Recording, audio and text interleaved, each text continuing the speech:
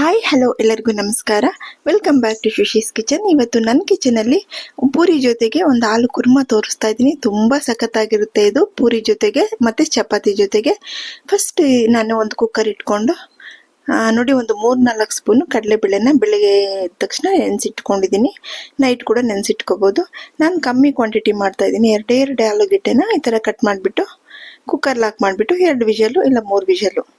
3 whistle ಆದರೆ ತುಂಬ ಚೆನ್ನಾಗಿ ಬೆಂದೋಗುತ್ತೆ. ಬರ್ಸ್ಕೊಳ್ಳೋಣ. ವಿಷಲ್ ಬರಲಿ. ಬಂದಿದೆ. ಬಂದು ಆಫ್ ಮಾಡಿದ್ಮೇಲೆ ನೀರಲ್ಲೇ ಬಿಡಬಾರ್ದು ನಾವು ಆಲೂಗೆಡ್ಡೆನ ಯಾವತ್ತೂ. ಒಂಥರ ಚೆನ್ನಾಗಿ ಬರಲ್ಲ. ಡ್ರೈನ್ ಮಾಡಿಬಿಡಬೇಕು. ನೀರನ್ನ ಡ್ರೈನ್ ಮಾಡಿ ಆರಕ್ಕೆ ಇಟ್ಬಿಡ್ತೀನಿ. ಇವಾಗ ಇದಕ್ಕೆ ಒಂದು ಮಸಾಲೆ ರೆಡಿ ಮಾಡ್ಕೋಬೇಕು.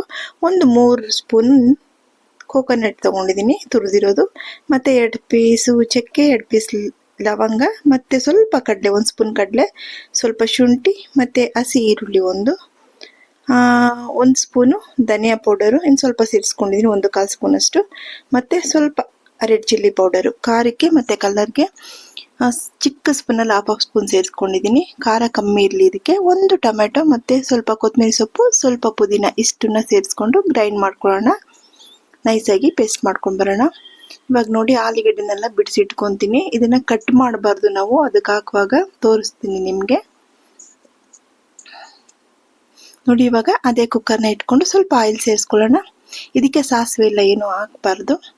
ಸ್ವಲ್ಪ ಈರುಳ್ಳಿನ 1/4 ಚಿಕ್ಕ ಈರುಳ್ಳಿ ಇರುತ್ತಲ್ವ, ಸ್ವಲ್ಪ 4-5 ತೊಗೊಂಡು ಜಜ್ಜಿಕೊಂಡು ಈ ಕಡಲೆಬೇಳೆನ ಹಾಗೆ ಫ್ರೈ ಮಾಡ್ಕೋಬೇಕು. ಇದ್ರಲ್ಲಿ ಸೇರಿಸ್ಕೊಂಡು ನೀರನ್ನ ತೆಗೆದುಬಿಟ್ಟು, ನೀವು ಜಾಸ್ತಿ ಮಾಡುವಾಗ ಜಾಸ್ತಿ ಕ್ವಾಂಟಿಟಿ ಹಾಕಿ ಮಾಡಿ. ತುಂಬ ಜಾಸ್ತಿ ಆಗುತ್ತೆ ಇದು. ಕಡಲೆಬೇಳೆನೂ ಬೆಂದರೆ ಜಾಸ್ತಿ ಆಗುತ್ತೆ, ಆಲೂಗೆಡ್ಡೆನೂ ಜಾಸ್ತಿ ಆಗುತ್ತೆ. ಆವಾಗ ನಿಮಗೆ ಮಸಾಲೆ ಸ್ವಲ್ಪ ಜಾಸ್ತಿ ಮಾಡ್ಕೊಳ್ಳಿ. ಈ ಥರ ಫ್ರೈ ಮಾಡಿಕೊಂಡು ನೋಡಿ, ನಾನು ರುಬ್ಕೊಂಡು ಬಂದಿದ್ದೆ ಅಲ್ವಾ ಪೇಸ್ಟು, ಅದನ್ನು ಸೇರಿಸ್ಬಿಟ್ಟೆ. ಅದು ಮಿಸ್ ಆಯಿತು ಕ್ಲಿಪ್ಪು. ಆ ಜಾರ್ನ ನೀಟ್ ಮಾಡಿ ಅದರಲ್ಲಿರೋ ಮಸಾಲೆ ಎಲ್ಲ ನೀರು ಹಾಕ್ಬಿಟ್ಟು ಇದಕ್ಕೆ ಸೇರಿಸ್ಕೊಳ್ಳೋಣ. ಒಂದು ಮೀಡಿಯಮ್ ಕನ್ಸಿಸ್ಟೆನ್ಸಿಗೆ ಮಾಡ್ಕೊಳ್ಳೋಣ. ಇವಾಗ ನೋಡಿ, ನಾನು ತುಂಬ ಜಾಸ್ತಿ ಆಗುತ್ತೆ ಅಂತ ತುಂಬ ಜಾಸ್ತಿ ನೀರು ಹಾಕಕ್ಕೆ ಹೋಗ್ತಾ ಇಲ್ಲ, ಮೀಡಿಯಮ್ ಆಗಿ ಬಿಡ್ತಾ ಇದ್ದೀನಿ, ಸೆಮಿಯಾಗಿ. ಇನ್ನೂ ಸ್ವಲ್ಪ ನೀರು ಸೇರಿಸ್ಕೋಬಹುದು, ಚೆನ್ನಾಗಿರುತ್ತೆ. ಚಪಾತಿಗೆ ಮತ್ತು ದೋಸೆಗೆ ಸಖತ್ತಾಗಿರುತ್ತೆ. ರೈಸ್ ಕೂಡ ಚೆನ್ನಾಗಿರುತ್ತೆ. ಇದಕ್ಕೆ ಬೆಳ್ಳುಳ್ಳಿ ಸೇರಿಸಬಾರ್ದು. ಬೆಳ್ಳುಳ್ಳಿ, ಸೋಂಪು ಸೇರಿಸ್ಕೊಂಡು ಸ್ವಲ್ಪ ಸೇರಿಸ್ಕೋಬಹುದು. ಸ್ವಲ್ಪ ಜನಕ್ಕೆ ಸೋಂಪು ಇಷ್ಟ ಆಗಲ್ಲ, ಅದರಿಂದ ಸ್ಕಿಪ್ ಮಾಡಿದ್ದೀನಿ. ನೋಡಿ ಇಷ್ಟು ನೀರು ಸೇರಿಸ್ತಾ ಇದ್ದೀನಿ. ಇವಾಗ ನಾವು ಆಲೂಗೆಡ್ಡೆನ ಕೈನಲ್ಲಿ ಬ್ರೇಕ್ ಮಾಡಿ ಈ ಥರ ನೋಡಿ, ಕೈನಲ್ಲಿ ಈ ಥರ ಪೀಸ್ ಮಾಡಿ ಸೇರಿಸ್ಬೇಕು. ಚಾಕುನಲ್ಲಿ ಮಾತ್ರ ಕಟ್ ಮಾಡಬಾರ್ದು ಈ ಕುರ್ಮಾಗೆ. ನೋಡಿ ಈ ಥರ ಕೈನಲ್ಲೇ ಈ ಥರ ಪೀಸ್ ಮಾಡಿ ಸೇರಿಸ್ಕೋಬೇಕು. ಸೇರಿಸಿದಾಗ್ಲೇ ನಮಗೆ ಆಲೂಗೆಡ್ಡೆ ಗ್ರೇವಿನಲ್ಲಿ ತುಂಬ ಚೆನ್ನಾಗಿರುತ್ತೆ. ಕಟ್ ಮಾಡಿದ್ರೆ ಅದು ಒಂಥರ ಆಗಾಗೇ ಇರುತ್ತೆ, ತಿನ್ನುವಾಗ ಅಷ್ಟು ಮಜಾ ಕೊಡಲ್ಲ. ನೋಡಿ ಈ ಥರ ಸ್ವಲ್ಪ ಅರಿಶಿನೂ ಸೇರಿಸ್ಬಿಟ್ಟು, ಸಾಲ್ಟು ನೋಡ್ಕೊತೀನಿ, ಸಾಲ್ಟನ್ನು ಸ್ವಲ್ಪ ಸೇರಿಸ್ಬಿಟ್ಟು ಇವಾಗ ಲಾಕ್ ಮಾಡಿ 2 ವಿಷಲ್ ಬರ್ಸಿದ್ರೆ ನಿಮಗೆ ಹೊಂದ್ಕೊಂಡು ಸಖತ್ತಾಗಿ ಬರುತ್ತೆ ಆಲೂ ಕುರ್ಮಾ. ಯಾವಾಗಲೂ ಒಂದೇ ಥರ ಏನು ಮಾಡ್ಕೊಳ್ಳೋದು, ಒಂದ್ಸರಿ ಡಿಫ್ರೆಂಟಾಗಿ ಮಾಡ್ಕೊಳ್ಳಿಪ್ಪ, ತುಂಬ ಚೆನ್ನಾಗಿರುತ್ತೆ. ನೀವೇ ಹೇಳ್ತೀರಾ. ಚಪಾತಿ ಮತ್ತು ಪೂರಿಗೆ ನೋಡಿ, ಇವಾಗ ನಾನು ಪೂರಿಗೆ ಹಿಟ್ಟು ಕಲಿಸ್ಕೊತಾ ಇದ್ದೀನಿ. ಗೋಧಿ ಹಿಟ್ಟು ತೊಗೊಂಡಿದ್ದೀನಿ. ಗೋಧಿ ಹಿಟ್ಟು ಜೊತೆಗೆ 1 ಸ್ಪೂನ್ ಮೈದಾ ಸೇರಿಸ್ಕೊಂಡು ಸ್ವಲ್ಪ ಸಾಲ್ಟು ಸೇರಿಸ್ಕೊಂಡು ಇವಾಗ ಇದನ್ನು ಮಿಕ್ಸ್ ಮಾಡ್ಕೊಂಡಿದ್ದೀನಿ. ನೋಡಿ ಗಟ್ಟಿಯಾಗಿರಬೇಕು ಹಿಟ್ಟು, ತೆಳು ಇದ್ದರೆ ನಿಮಗೆ ಪೂರಿ ಉಬ್ಬಿ ಬರೋದಿಲ್ಲ. ನೋಡಿ ರೆಡಿ ಆಯಿತು. ಒಂದು ಹಾಫ್ ಆನ್ ಅವರ್ ಪಕ್ಕಕ್ಕೆ ಇಟ್ಬಿಟ್ಟು ಇವಾಗ ಗ್ರೇವಿ ಓಪನ್ ಮಾಡ್ತಾ ಇದ್ದೀನಿ ಕುರ್ಮಾನ. ನೋಡಿ ತುಂಬ ಸಖತ್ತಾಗಿ ಬಂದಿದೆ. ಇನ್ನೂ ಬೇಕಾದ್ರೆ ಸ್ವಲ್ಪ ನೀರು ಸೇರಿಸ್ಕೋಬೋದು. ನಾನು ತುಂಬ ಮಿಕ್ ಬಿಡುತ್ತೆ ಅನ್ನೋದಕ್ಕೋಸ್ಕರ ನೀರು ಕಮ್ಮಿನೇ ಸೇರಿಸಿದ್ದೀನಿ. ನೋಡಿ ಯಾವ ಥರ ಇದೆ ಗ್ರೇವಿ.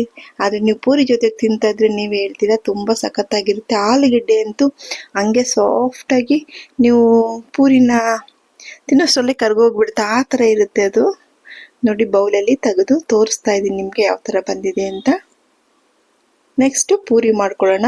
ತೆಗೆದಿಟ್ಬಿಟ್ಟು ಪೂರಿನ ಇವತ್ತು ನಾನು ಸ್ಕ್ವೇರ್ ಶೇಪಲ್ಲಿ ಮಾಡ್ತಾ ಇದ್ದೀನಿ. ಯಾವಾಗಲೂ ರೌಂಡ್ ಶೇಪಲ್ಲೇ ಮಾಡೋದೇನು ಅಂತ ಇವತ್ತು ಸ್ಕ್ವೇರ್ ಶೇಪಲ್ಲಿ ಮಾಡೋಣ ಅಂತ ರೌಂಡ್ ಮಾಡಿ ಅದನ್ನು ಸ್ಕ್ವೇರಾಗಿ ಕಟ್ ಮಾಡಿ ಮಾಡ್ತಾ ಇದ್ದೀನಿ. ನೋಡಿ ಎಷ್ಟು ಸಖತ್ತಾಗಿದೆ ಅಲ್ವಾ ಆಲೂ ಕುರ್ಮಾ. ನೀವು ಒಂದ್ಸರಿ ಮಾಡಿ ನೋಡಿಪ್ಪ. ಇವಾಗ ಪೂರಿ ಮಾಡೋದಕ್ಕೆ ಎಣ್ಣೆ ಇಟ್ಕೊಂಡಿದ್ದೀನಿ. ನೋಡಿ ಈ ಥರ ಸ್ಕ್ವೇರ್ ಶೇಪಲ್ಲಿ ಸ್ವಲ್ಪ ನಾನು ಹಿಟ್ಟಾಕಿ ಅದನ್ನು ಮಾಡ್ಕೊಂಡಿಲ್ಲ, ಸ್ವಲ್ಪ ಆಯಿಲ್ ಹಾಕಿ ಅದನ್ನ ಲಟ್ಟಿಸ್ಕೊಂಡಿದ್ದೀನಿ. ಇವಾಗ ಆಯಿಲ್ ಸ್ವಲ್ಪ ಚೆನ್ನಾಗಿ ಕಾಯಬೇಕು. ಕಾಯ್ದ ಮೇಲೇ ನಾವು ಪೂರಿ ಹಾಕಬೇಕು. ನೋಡಿ ಚೆನ್ನಾಗಿ ಬಂದಿದೆ ಪೂರಿ. ಎಷ್ಟು ನೋಡಿ ಉಬ್ಬಿ ಬರ್ತಾ ಇದೆ. ಕಲರ್ ಆಗು ಬರುತ್ತೆ.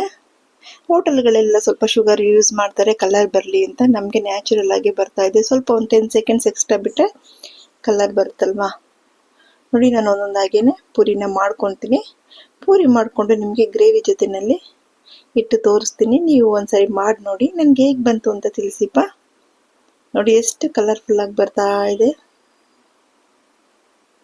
ಅಂದರೆ ಸ್ವಲ್ಪ ಫ್ಲೇಮ್ ಜಾಸ್ತಿ ಇಟ್ಕೊಳ್ಳಿ, ತುಂಬ ಹೈ ಅಲ್ಲ, ಮೀಡಿಯಮ್ಗಿನ ಸ್ವಲ್ಪ ಜಾಸ್ತಿ. ನೋಡಿ ಪೂರಿ ಎಷ್ಟು ಸಖತ್ತಾಗಿ ಕಲರ್ಫುಲ್ಲಾಗಿ ಬಂದಿದೆ. ನಾನು ಒಂದು 6 ಪೂರಿ ಮಾಡಿಬಿಟ್ಟು ನಿಮಗಿಟ್ಟು ತೋರಿಸ್ತೀನಿ.